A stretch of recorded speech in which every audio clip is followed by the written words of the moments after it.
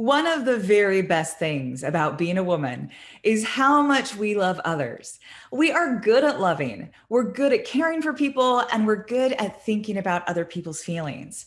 But have you ever noticed that the one person that seems to escape our notice is ourselves?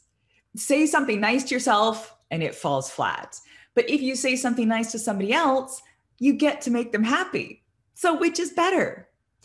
Imagine how it feels to buy yourself a bunch of flowers at the shop. And then imagine how it feels to surprise someone you love with flowers, which gives you more pleasure, right? There is something so affirming about putting a smile on someone's face or making someone's day. And it just doesn't feel as good to do that for yourself. One of the great parts about having a relationship is that you have opportunities to make somebody happy all day long. You've got somebody that you can give all of this wonderful love you've stored up. And isn't that enough? Hi, I'm Amy Waterman, a dating and relationship expert with yourbrilliance.com.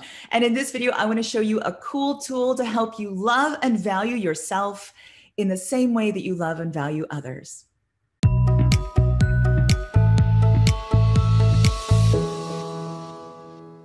So I wanted to know why we were designed this way. Like, why is it so much easier to love someone else than it is to love yourself?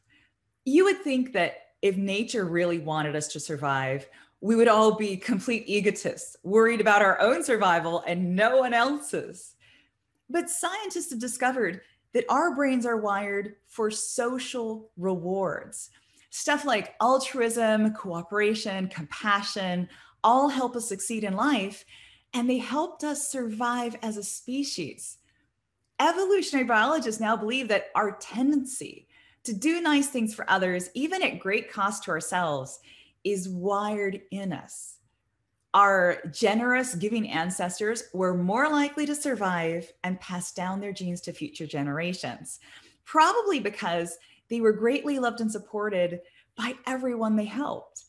So it's not this survival of the fittest stuff. It's not you against the world, it's you with the world. That's why I was so excited to discover the KRNI human needs model. So it's this idea that our basic human needs boil down to three things. Number one, identity, a sense of who we are in relationship to ourselves and the world. Number two, self-care, the art of taking really good care of your emotional, physical, and intellectual needs. And number three, social connection, having your tribe and your friends around us. Now, what's really interesting is that self-care and social connection are situated inside identity, which means that who you are is who you love and how you look after yourself. And all of these things are interconnected. It's like the way different friends bring out different parts of your personality, or the way different friends encourage you to adopt healthy habits, or not, as the case may be.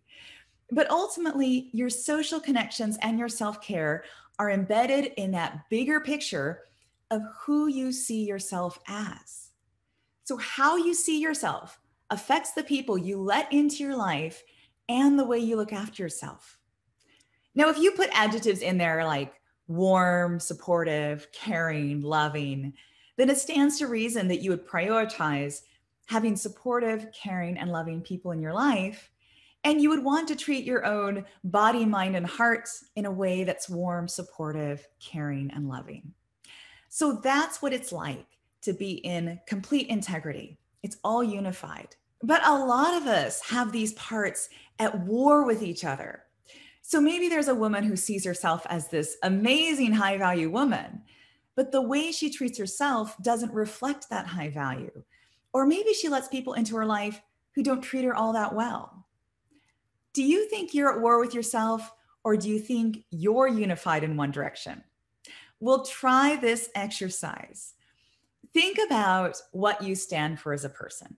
Like, who are you? What's your story? What are your values? And then write down a few words that describe your identity. Then look at your social connections and write down a few words that describe your tribe, your people, the company you keep. And finally, write down a few words for the way you look after your body, you look after your mind, and you look after your heart. Now, you can do this exercise in the comments if you feel like sharing, and then see how congruent all these words are. So, are you working against yourself? Is self love a value, but maybe you keep picking men who don't love you, or you don't practice that love when it comes to your health? Now, no one is perfect. And this is just a thought exercise, but I hope it gets you thinking about the way our social lives and our self care are all linked with our sense of identity. We get to choose who we are and who we let into our lives, and we can always make a different choice. See you next time.